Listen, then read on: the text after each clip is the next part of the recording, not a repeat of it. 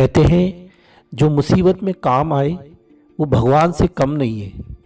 और हम ऐसे इंसान के साथ ही धोखा करें, उसके साथ छल कपट करें और फिर हमको लगे कि हम उससे बच जाएंगे। दूसरों के लिए खड्डा खोदने से पहले आप ये बात सोच लें कि उस खड्डे में हमको भी गिरना पड़ेगा। अगर हमने दूसरे को धक्का दिया है तो ये मत समझो कि हम बच जाएंगे, आज नहीं कल हम भी उस खड्डे में जरूर गिरेंगे। आपको एक हकीकत और सत्य और सच्ची घटना सुनाते हैं। एक व्यक्ति था बड़ा गरीब और उसको धर्मपत्नी भी थी लेकिन संतान की प्राप्ति नहीं थी और वह बड़ा परेशान था, पैसों की बड़ी दिक्कत थी। एक बार कोई उसको साथी मिल गया और उसने बोला कि पैसे मैं लगाऊंगा, हम दोनों मिलकर काम करते हैं, थोड़े ही आपको भी मैं उससे सैलरी दे दूंगा। धीरे धीरे उसके साथ काम करने लगा और वह बढ़ने भी लगा।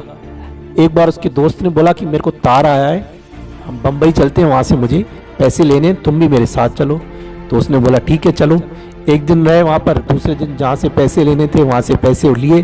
पैसे लेकर उसी होटल में आकर रुके तो बोला चलो। उस गरीब दोस्त ने बोला नहीं, रहते हैं एक दो दिन और। वहाँ रहे तो जिस समय शाम का टाइम हुआ तो जिस होटल में रुके हुए थे तो इस गरीब के मन में लालच आ गई।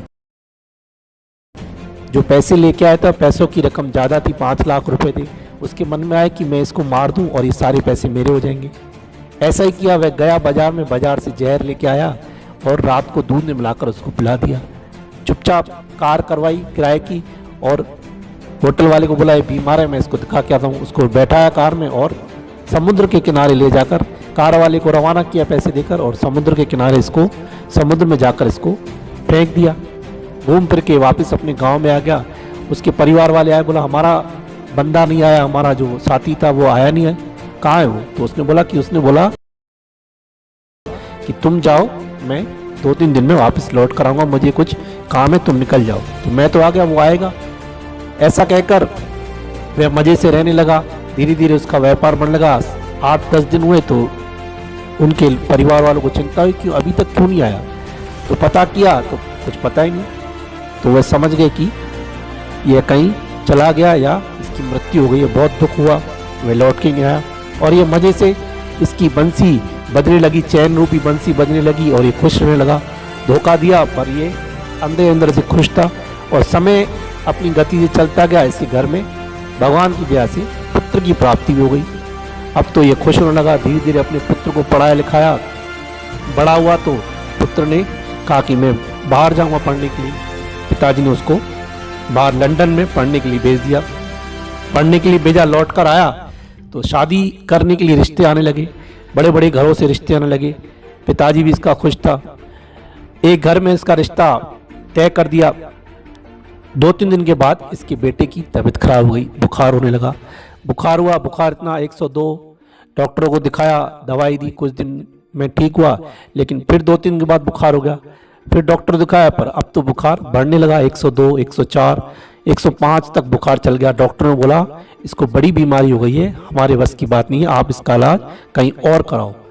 पैसे तो थे, उसको लेकर वह स्विट्जरलैंड गया। स्विट्जरलैंड में इसका इलाज करवाया। 1 साल तक रहा पर उसकी कोई बीमारी हाथ में नहीं आने के कारण धीरे धीरे डॉक्टरों ने वहाँ के जवाब दे दिया। बोला आप इसको ले जाओ, हमारे बस की बात नहीं है, आप इसको वापस भारत ले जाओ, वहीं जाकर इसका इलाज कराओ, बाकी भगवान के भरोसे रहो। जैसे तैसे वापस वहाँ से लेकर इसको भारत में आया, इसका इलाज यहाँ कराया पर वह ठीक नहीं हुआ। डॉक्टरों ने बोला अब ये 1-2 दिन का मेहमान है। यह सब सुनकर रोने लगे। बच्चे को घर में लेके आ गए और पिताजी पास में बैठ के रो रहे हैं। पिताजी को रोता हुआ देखकर वह बच्चा हंसने लगा।